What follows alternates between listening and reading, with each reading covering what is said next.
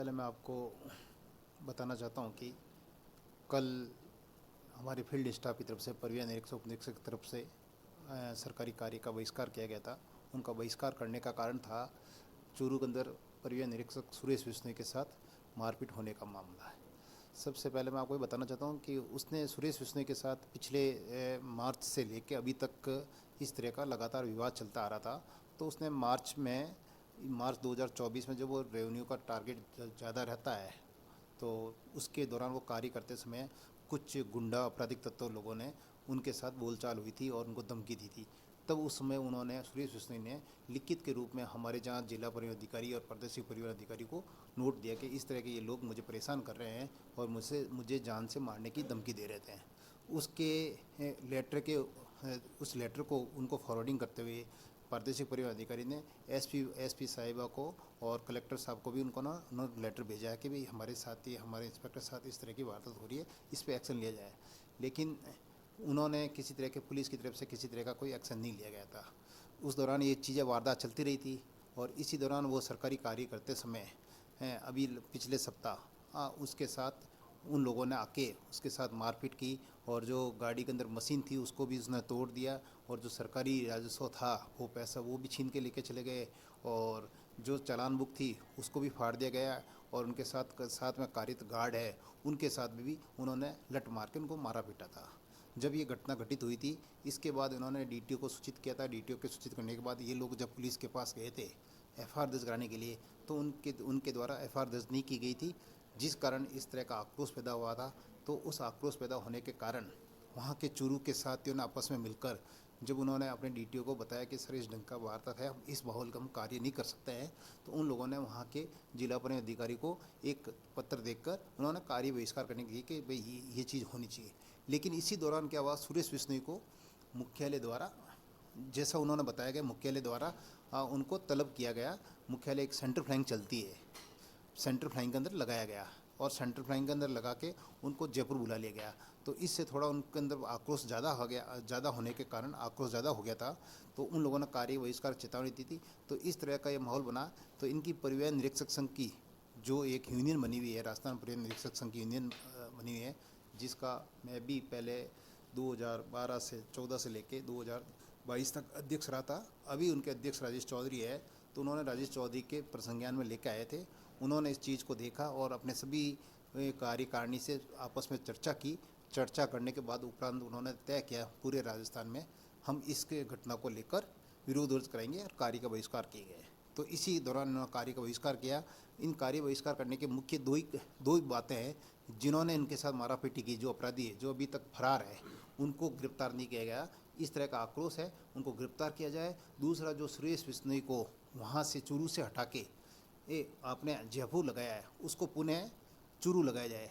उनका कहना है कि निरीक्षक संघ का कहना है कि भाई आपने वो राजस्व वसूली करते हुए आपने उसको हटाया, वो चीज़ गलत है। इससे क्या है कि फील्ड के स्टाफ के बीच के अंदर ये गलत मैसेज आता है, जिससे आने वाले समय के अंदर राजस्व वसूली के अंदर प्रतिकूल असर पड़ेगा। तो इस चीज़ को लेकर इन्होंने कार्य का बहिष्कार किया था। कल एक सौहार्दपूर्ण वातावरण के अंदर माननीय परिवहन आयुक्त महोदय डॉक्टर मनीषा अरोड़ा जी के साथ राजस्थान परिवहन निरीक्षक के अध्यक्ष और इनकी कार्यकारिणी की मीटिंग हुई थी। साथ ही साथ मैं इस मौके पे ये बताना चाहता हूँ कि हमारी जो राजस्थान परिवहन सेवा परिषद है, जिसके अंदर डीटीओ और एआरटीओ जॉइंट कमिश्नर और एडिशनल कमिश्नर भी है, जो राजस्थान के सभी अधिकारियों का एक वर्ग है, जो एक सेवा परिषद के रूप में हमारा एकीकृत संगठन है।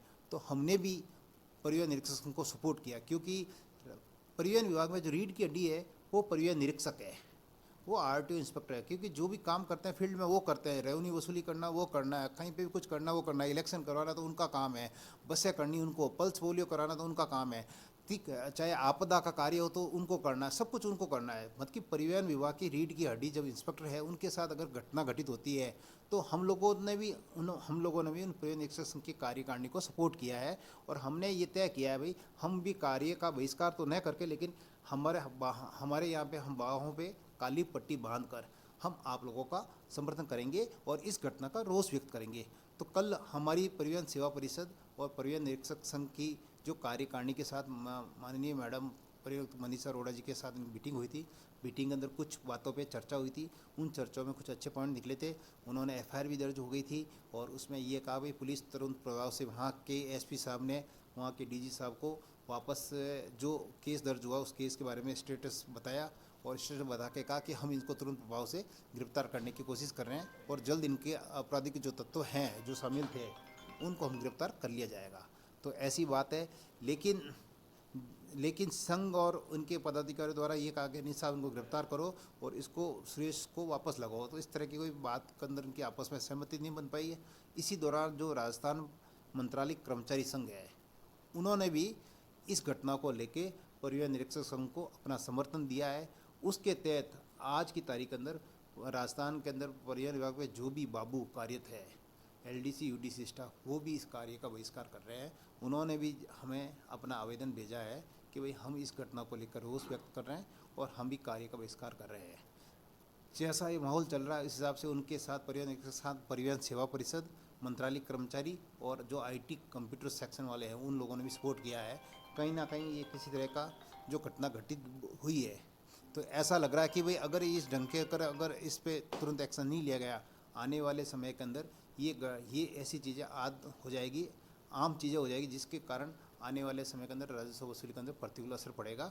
इसलिए सभी लोगों का सरकार से यही है कि अपने राज्य कर्मचारियों को कार्य करते वक्त उनको कहीं ना कहीं सरकार की तरफ से आपको सरकार की तरफ से सुरक्षा मिलनी चाहिए और सरकार का ये दायित्व भी बनता है और सभी विभागों का आपस में मेल जोल रहे जिससे क्या कि सरकार के कार्य में एक अच्छी प्रगति आए और आम जन के अंदर अपन लोगों के अंदर अच्छा मैसेज आए। क्योंकि अगर वर्दीधारी के ऊपर जब सरेआम अटैक हो रहा है तो आम जनता के अंदर सरकार का और सरकार के कर्मचारियों का अच्छा मैसेज नहीं जाता है।